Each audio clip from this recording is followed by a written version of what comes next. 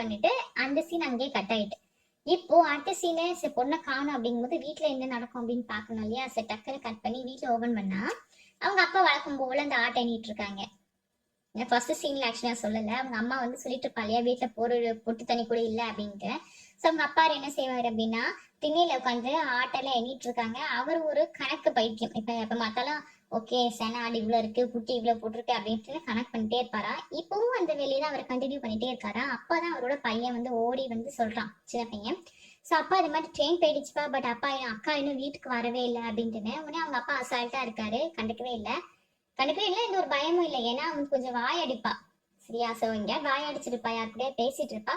So அங்க போய் பாரு, போய் கூட்டிட்டு வா அப்படின்னு சொல்றாரு. இல்லப்பா நல்லா அம்மா பாத்துருச்சு, அம்மா பாத்துட்டு தான் சொல்லிச்சு இந்த மாதிரி சொல்றாங்க. அண்ட் அவங்க அம்மா வீட்டுக்கு வராங்க. வீட்டுக்கு வந்ததுமே அவங்க அம்மாவுக்கு ரொம்ப படப்பிடிப்பு. ஐயோ என் பொண்ணு எங்க போச்சு எது போச்சுன்னு தெரியல, ஒரு ட்ரெயினோட போயிடுச்சோ அப்படின்னு ரொம்ப ஒரு ஷாக்கு. ஸோ கூப்பிடு, அங்க இருக்க பக்கத்துல அண்ணன் வீடு, மச்சான் வீடு, தம்பி வீடு எல்லாம் இருக்கும் இல்லையா, அங்க இருந்து ஆட்கள்லாம் வர சொல்லி ராமநாதம் பஸ் ஸ்டாண்டுக்கு வந்து ஓடி போறாங்க. ஏன்னா சப்போஸ் இப்படி ஏறி இருந்தாலும் அடுத்த ஸ்டேஷன்ல வந்து அவன் இறங்கிருக்க வாய்ப்பு இருக்கு, ட்ரெயின் மூவ் ஆயிருக்கலாம்.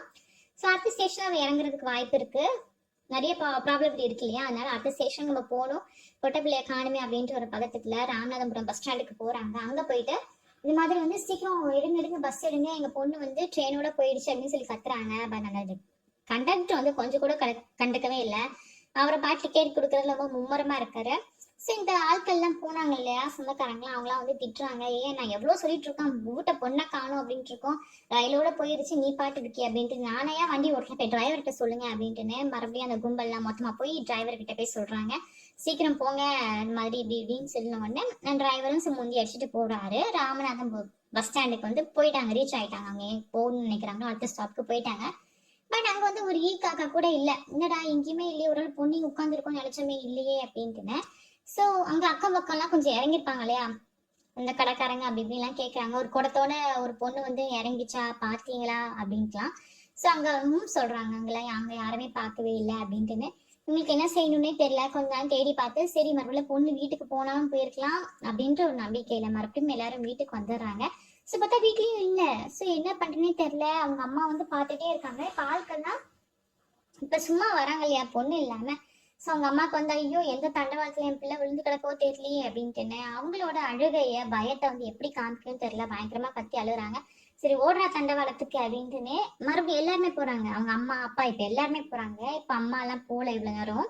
ஸோ இப்ப வந்து தண்டவாளம் தானே. ஸோ போறாங்க, பயந்துட்டே போறாங்க. ஐயோ எங்க ஒண்ணு கிடக்க ஒன்னாச்சு, ஒரு பொண்ணு குதிச்சுட்டாலும் ட்ரெயின்ல இருந்து அப்படிங்கிற மாதிரி நிறைய தாட் போயிட்டே இருக்கும் இல்லையா மனசுக்குள்ள மூளைக்குள்ள. அதே மாதிரி அவங்க அம்மாக்கும் போகுது. ஸோ அவங்க ரயில்வே ஸ்டேஷன் போயாச்சு, நைட் ஆயிடுச்சு டைமு. போயிட்டு ஒரு 10 மைல் தூரம், அதான் 10 அடி என்னமோதான் போயிருப்பாங்க.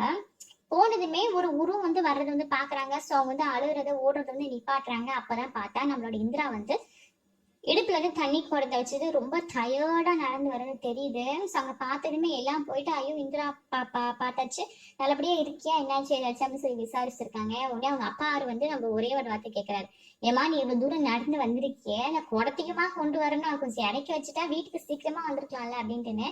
அப்ப இந்திரா வந்து ஒரே ஒரு பதில் தான் சொல்லுவாளாம், நான் இந்த குடத்தை எடுத்து கீழே வச்சுட்டு வேண்டான்னு சொல்லிட்டு நான் வந்தேன் அப்படின்னா நாளைக்கு சாயங்காலம் வரைக்கும் நம்ம குடிக்கிறதுக்கு தண்ணிக்கு என்னப்பா செய்யறது.